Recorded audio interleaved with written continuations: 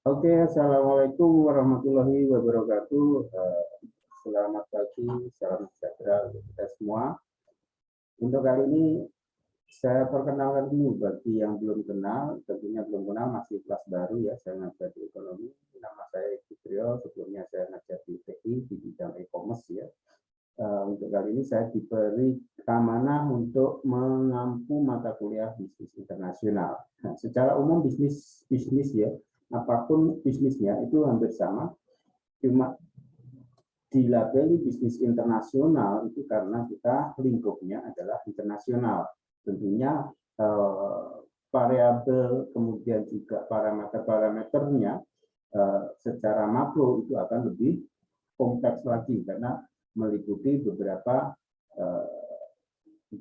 wilayah geografis ya secara global, kemudian juga budaya, geopolitik dan seterusnya ya.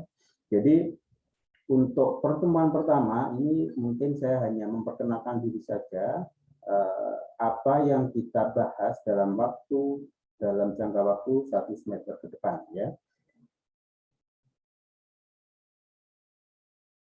Secara umum kita akan bahas tentang masalah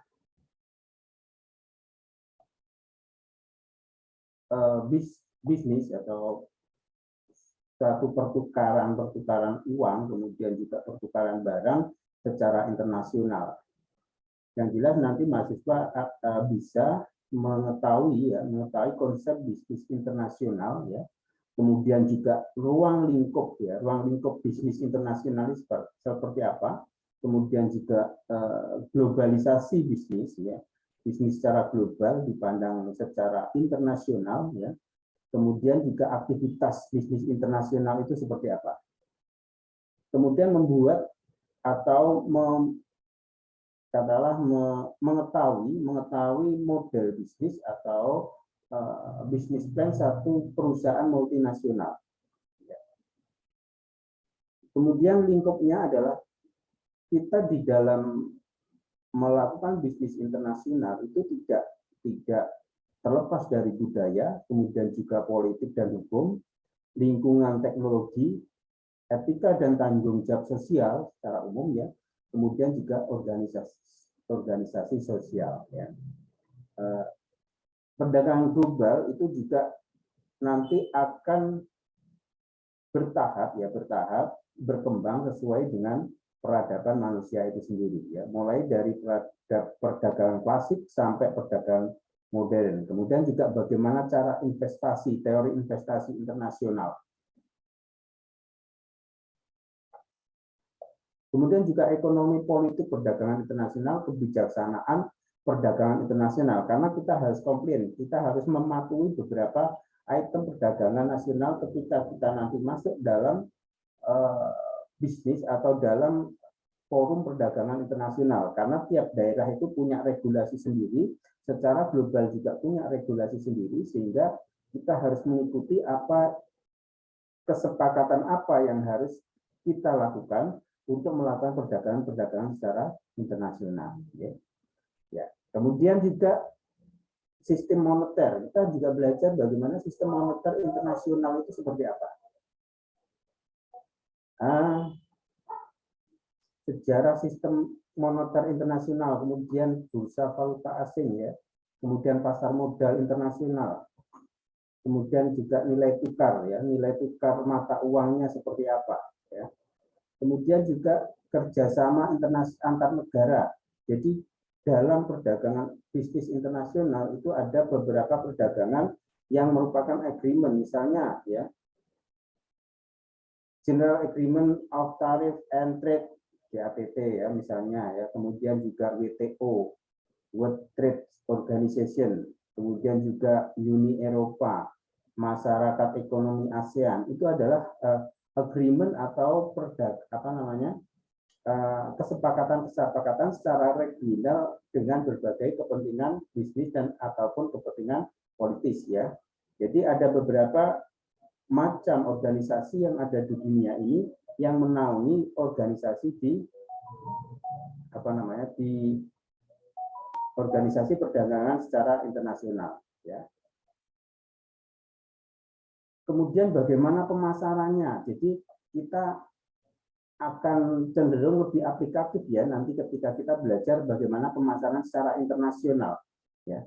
Kemudian perdagangan atau peredaran atau pertukaran dari barang dari satu negara ke negara lain, kemudian juga bagaimana dia mengelola administrasi dari perdagangan di luar negeri ke dalam negeri maupun dari dalam negeri ke luar negeri. Kemudian juga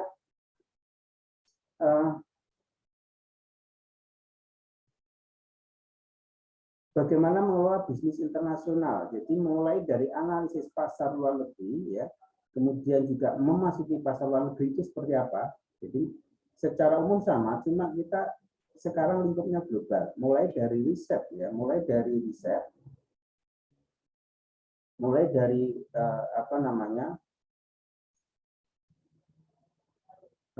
pasar, ya, melalui riset pasar, analisis pasar, kemudian strategi apa yang kita gunakan untuk memasuki satu pasar di luar negeri itu. Ya. Kemudian juga tentunya di dalam perdagangan internasional itu ada lisensi-lisensi tertentu. Ya, lisensi internasional, lisensi apa yang diperlukan secara global. Itu harus patuh terhadap regulasi-regulasi yang hubungannya dengan lisensi ini. Kemudian misalnya bisnis waralaba, bisnis sistem waralaba internasional itu seperti apa? Jadi kita harus punya pedoman bagaimana ketika kita mempunyai bisnis kemudian diaplikasikan ke negara lain. Regulasi apa yang diperlukan, regulasi ada regulasi internasional, kemudian juga regulasi secara regional maupun secara lokal berdasarkan negara yang akan kita masuki, ya, produk yang akan kita masuki di negara tersebut. Ya. Kemudian juga masalah manajemen strategis, ya, manajemen strategis, ya, faktor-faktor yang mempengaruhi, ya, faktor-faktor yang mempengaruhi keputusan strategis nasib internasional itu apa? Jadi sistem politik, sistem geopolitik, kemudian sistem perdagangan internasional itu sangat berpengaruh terhadap perkembangan bisnis kita. Kemudian juga keputusan-keputusan yang menyangkut strategi secara internasional itu sangat mempengaruhi dari bisnis kita. Misalnya ketika kemarin ada regulasi lockdown misalnya. Nah, kita kan sudah nggak bisa mengirim barang ke luar negeri dan seterusnya. Kita cuma bisa ngikut regulasi mereka. Walaupun ada negosiasi-negosiasi tertentu yang kita lakukan kepada negara-negara yang melarang barang kita masuk, ya. Kemudian juga harus ikut organisasi-organisasi, ya, organisasi perdagangan internasional. Organisasi yang kita ikuti itu apa? Karena apa? Kalau kita berjuang sendiri atau misalnya menjadi trader sendiri, berdagang sendiri ataupun pebisnis sendiri, itu nanti akan banyak ganjalannya. Beda hanya ketika kita masuk satu organisasi yang ada di dunia yang menaungi atau menyalurkan beberapa aspirasi dari pebisnis internasional, itu nanti kita bisa berkomunikasi secara aktif di organisasi tersebut. Ya.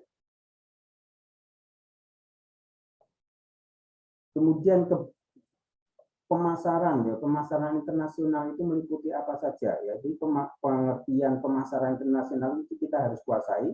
Ya, kebijaksanaan produksi atau kebijaksanaan produk dalam pemasaran internasional itu apa? Kebijaksanaan harga, kemudian juga promosi, sistem promosinya dan sistem distribusinya itu juga harus kita kuasai, ya. Kemudian juga manajemen operasional internasional, manajemen operasinya seperti apa?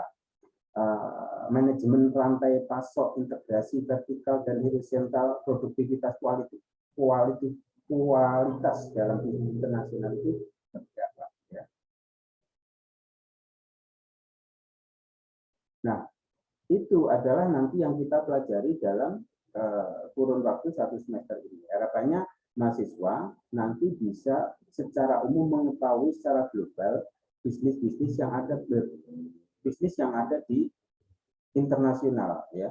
Katakanlah Anda nanti bekerja di perusahaan multinasional, jadi harus mengetahui regulasi antar daerah. Misalnya PT Matsushita, ya, PT Matsushita itu adalah PT perusahaan yang ada di Jepang karena sudah berafiliasi atau mengembangkan sayapnya di beberapa negara. Jadi di Indonesia itu jadi PT ya, kemudian di Malaysia jadi SDN PHD ya, kemudian yang di lainnya juga mungkin ada beberapa. Nah, secara global dia akan mematuhi beberapa regulasi. Tapi secara lokal ya, secara lokal sudah secara badan hukum aja PT Matsushita itu sudah menggunakan PP ya, perseroan terbatas, karena ada regulasi di dalam negeri Indonesia. Jadi walaupun perusahaannya di Jepang, dia menggunakan regulasi dan peraturan-peraturan perseroan terbatas yang ada di Indonesia. Sehingga dia bisa mendirikan perusahaan di Indonesia walaupun pusatnya ada di Jepang, dengan beberapa misalnya regulasi yang harus dipenuhi, misalnya 80% itu harus bekerja lokal. Itu adalah regulasi secara regional ya. Selain dia juga mematuhi regulasi secara internasional ya, secara internasional mengenai semuanya saja, mengenai sistem pemasaran, kemudian mengenai pengelolaan sumber daya manusianya, human resources-nya, kemudian juga ada beberapa secara hukum ya, secara hukum perdagangan, hukum perdata, hukum perdagangan itu harus dikuasai, dan komplain harus mematuhi beberapa hukum yang ada di secara lokal, regional. Lokal itu maksudnya di Indonesia, kalau misalnya berusaha di Indonesia, secara regional itu di ASEAN ya, jadi di ASEAN itu juga punya regulasi perdagangan. Kemudian secara internasional juga ada regulasi yang harus dipatuhi. Karena itu mahasiswa nanti paling tidak bisa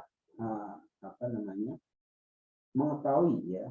Jadi ketika nanti bekerja di luar negeri ataupun bekerja di Indonesia dengan perusahaan induknya di luar negeri, ada beberapa hal yang mungkin tidak sama dengan perusahaan lokal. Nah, itu ya. Jadi mengenai katalah seperti mengenai manajemen SDM-nya. Manajemen SDM-nya yang pernah saya rasakan itu ketika bekerja di perusahaan Jepang itu adalah manajemen SDM-nya ya ikut perusahaan Jepang, tapi juga kearifan lokal juga tidak ditinggalkan. Karena apa? Budaya, kemudian juga mindset orang-orang lokal dengan orang-orang Jepang itu jelas berbeda. Budaya kerjanya, budaya secara sosial, hubungan sosialnya itu berbeda. Sehingga secara pengelolaan SDM itu juga harus berbeda juga, ya. Tuh. Jadi ada beberapa nanti secara umum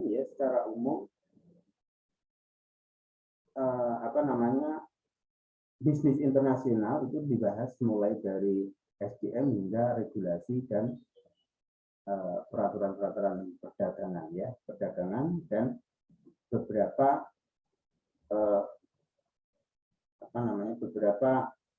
aturan main yang ada di bisnis itu sendiri ya, seperti itu. Kemudian yang kedua, metode pembelajarannya saya biasa menggunakan secara online karena saya kemarin dijatah oleh Prodi itu 50-50 ya, 50% untuk offline, 50% online. Jadi kita bisa menggunakan media online sebagai media pembelajaran. Nanti beberapa waktu nanti kita juga menggunakan media offline. Kita ketemu di kelas. Nah, untuk sementara ini pertemuan pertama kita online dulu, membuka wawasan ya.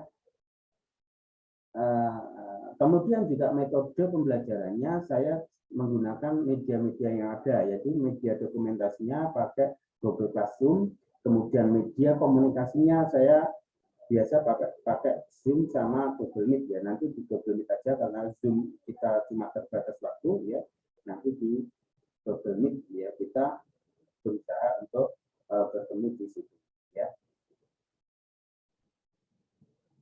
Kemudian juga saya juga biasa menggunakan beberapa media seperti YouTube, kemudian Instagram dan Facebook ya. Biasanya saya juga menggunakan media streaming ketika saya kuliah semacam ini juga live stream di Instagram sama Facebook ya. Oke, dari situ gambarannya seperti itu. Jadi nanti untuk penilaian sama ya seperti itu, ada nilai tugas, kemudian ada nilai UTS, kemudian ada nilai UAS ya, nilai absensi juga ada. Secara umum sama. Kemudian untuk UAS itu nanti bisa berupa project ataupun bisa berupa tes tulis ya, essay. Nah, itu gambaran tentang mata kuliah yang akan kita pelajari dalam 1 semester. Semoga bisa mencerahkan ya, semoga juga bisa memberikan wawasan kepada mahasiswa Fakultas Ekonomi. Jadi itu tolong nanti komen di bawah ya untuk absensi supaya saya mengetahui siapa saja yang masuk kelas saya. Ya. Jadi jangan menyesal ketika nanti tidak masuk dan tidak absen, nanti jangan-jangan nilainya kosong ya. Tolong absen ini untuk pertama kali, nanti juga saya cross check dengan absen yang ada di Fakultas Ekonomi. Ya. Demikian dari saya, terima kasih atas perhatiannya. Wassalamualaikum warahmatullahi wabarakatuh.